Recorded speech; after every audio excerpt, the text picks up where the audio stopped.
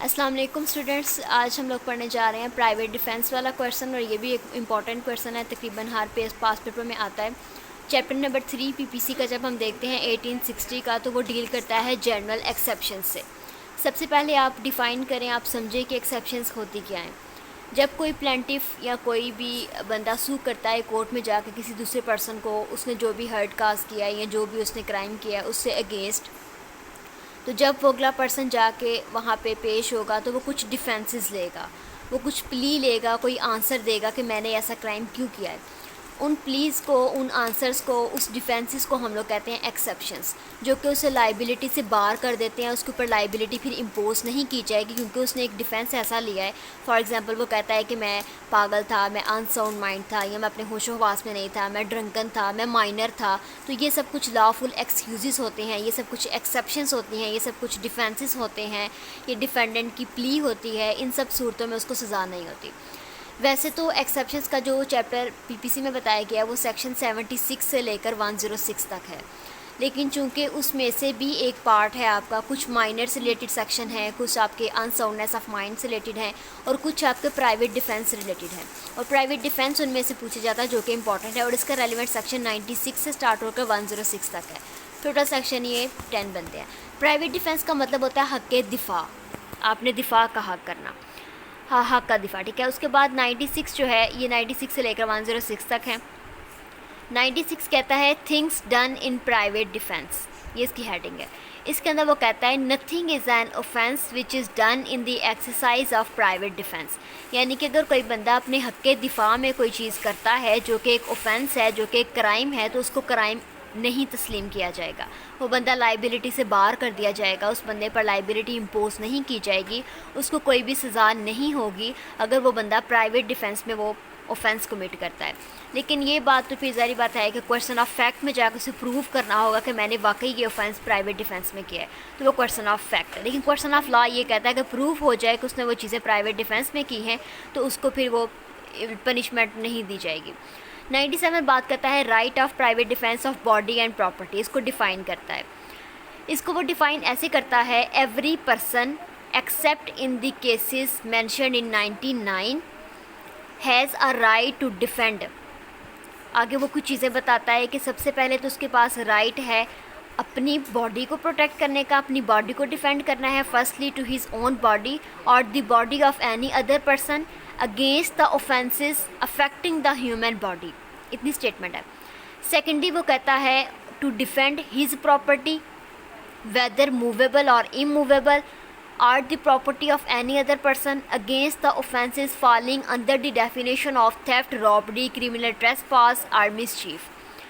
यहाँ तक सेक्शन ख़त्म हो जाता है। अब आपको इसको समझाती हूँ कि ये चीज़ें क्या कह रहा है। वो कहता है प्राइवेट डिफेंस ऑफ बॉडी को हम लोग ऐसे डिफ़ाइन करते हैं, अगर कोई बंदा अपनी बॉडी को डिफेंड करता है, अपनी बॉडी का तहफ़्फ़ुज़ करता है, अपनी बॉडी का दिफा करता है, या किसी और की बॉडी का दिफा करता है, उन तमाम क्राइम से अगेंस्ट या उन तमाम क्राइम से के ख़िलाफ़ जो कि मेंशन किए गए हैं चैप्टर नंबर 16 ऑफ पीपीसी 1860, जिसके अंदर आपके कत्ल हो गया, आपका हर्ट हो गया, उन सब से अगेंस्ट अगर कोई बंदा दिफा करता है तो हम कहेंगे इसने प्राइवेट डिफेंस ऑफ बॉडी किया है। इसी तरह अगर कोई बंदा अपनी प्रॉपर्टी को, या तो वो मनकूला हो या गैर मनकूला हो, ये आपको पहले मैं बता चुकी हूँ, जो मूवेबल प्रॉपर्टी होती है उसको हम गैर मनकूला कहते हैं। मनकूला का वर्ड का मतलब है जो कि जुड़ी हुई होती है, गैर मनकूला जो जुड़ी हुई नहीं होती। और चीज़ों को मूव जब किया जाता है तो ये शो करते हैं कि ये गैर मनकूला है, किसी चीज़ से जुड़ी नहीं हुई। मूवेबल प्रॉपर्टी में आपका मोबाइल, आपकी गाड़ी, आपके पैसे, आपकी तलवार, आपके पास जो भी अशियाएँ जो मूव की जा सकती हैं वो मूवेबल प्रॉपर्टी है, यानी कि गैर मनकूला। और इमूवेबल प्रॉपर्टी जो कि मनकूला है, उससे मुराद आपकी ज़मीन हो गई जिसको मूव हम नहीं कर सकते।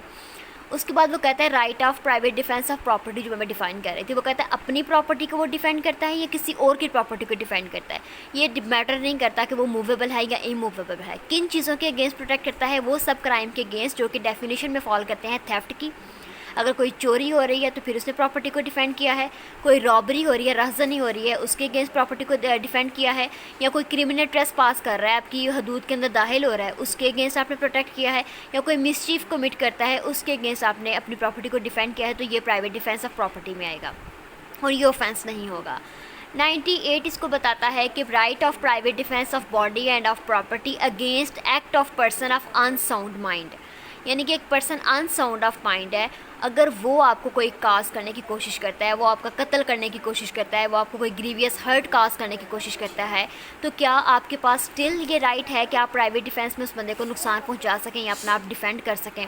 तो ये सेक्शन फिर बात ये करता है कि उस सूरत में उस पर्सन के ऊपर तो कोई लाइबिलिटी इम्पोज नहीं होगी। अगर कल को जाकर उसने ये बात प्रूव कर दी कि मैं अनसाउंड माइंड था, ये बात उसके लवा की नहीं है, उसके वकील ने ये बात प्रूव कर दी कि ये अनसाउंड माइंड था या ये इतनी अकल शौर नहीं रखता या उसको इंटरवल्स आते हैं लुनेटिक के, तो फिर उसके ऊपर तो पनिशमेंट नहीं होगी। लेकिन जो आप हैं, आप अपना राइट ऑफ प्राइवेट डिफेंस उसके अगेंस्ट यूज़ कर सकते हैं।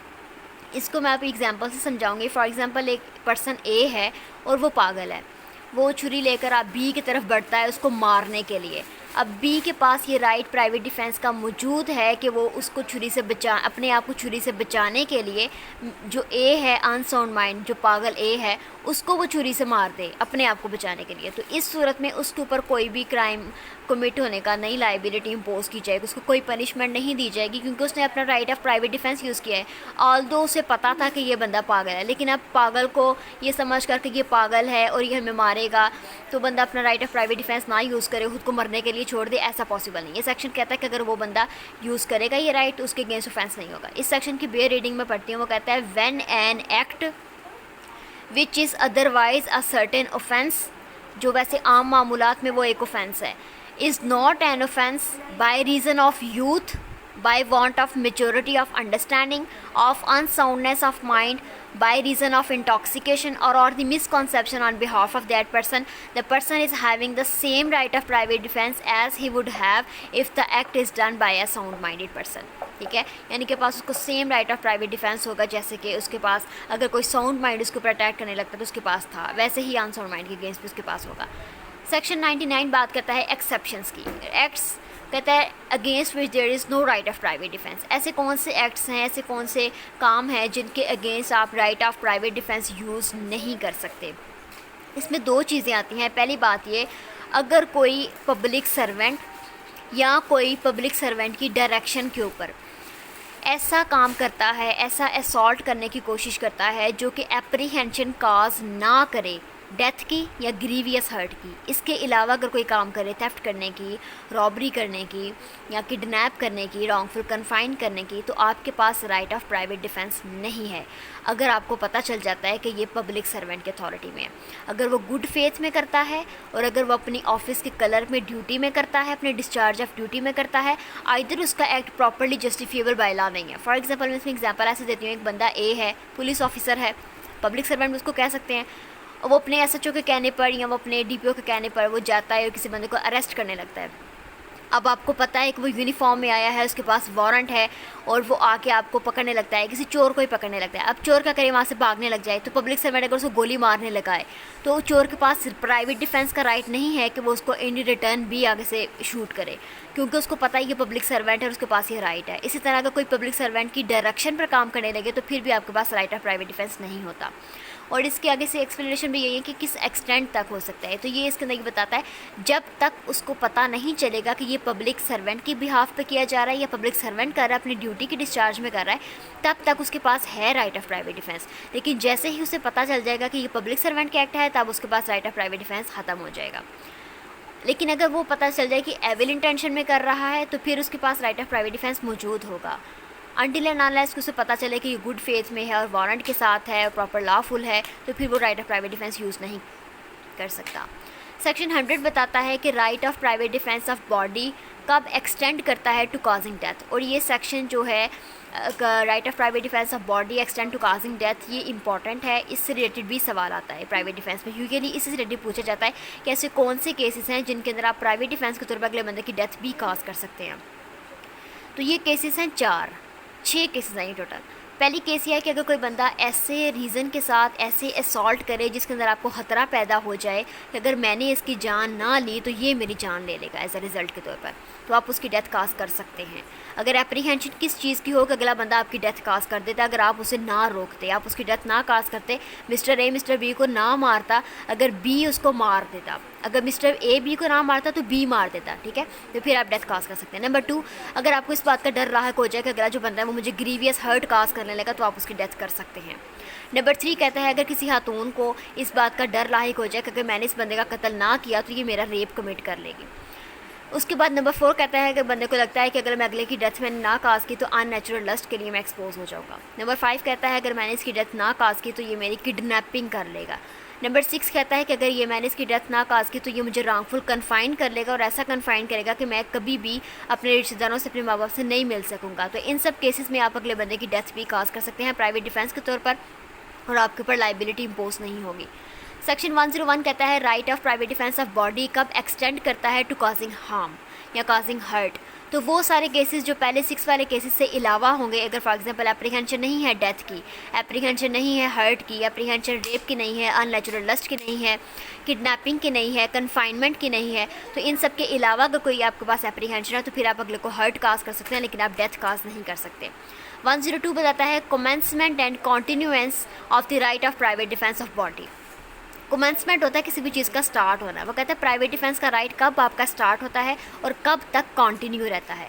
तो इस सेक्शन में बताया जाता है कि प्राइवेट डिफेंस का जो राइट है वो उस वक्त स्टार्ट हो जाता है जैसे ही आपको ख़तरा लाहिक होना स्टार्ट होता है, जैसे कि आपको एप्रीहेंशन स्टार्ट होता है कि ये बंदा मुझे मारने लगा, जैसे ही वो स्टार्ट होगा आपका प्राइवेट डिफेंस का राइट भी स्टार्ट हो जाएगा।